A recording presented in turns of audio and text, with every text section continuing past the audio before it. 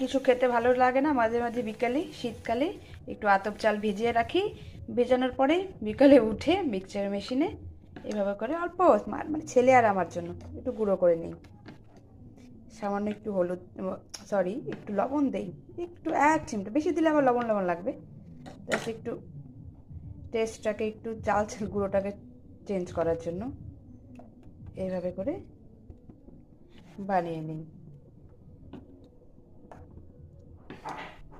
দেখো, বেশি মোটাও রাখা যাবে না, বেশি পাতলাও না, হালকা, সবসময় ঘরে খাওয়ার জন্য শীতকালে খেতে খুব সুন্দর। তারপর কড়াইটাকে একটু গরম করে নিলাম, ভালোই গরম করে নিলাম।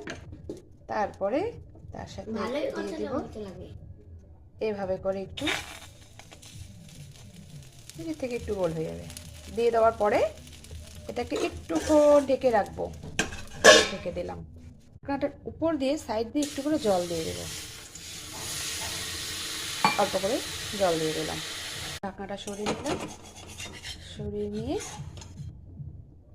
এভাবে করে বার করে রাখলাম। আবার নেক্সট এভাবে করেই করবো। দিয়ে দিলাম ঢাকনাটা, দিয়ে দিলাম। তারপর মধু দিয়ে এই পিঠাটা ছেলেকে সার্ভ করে দিলাম। Tata, bye bye.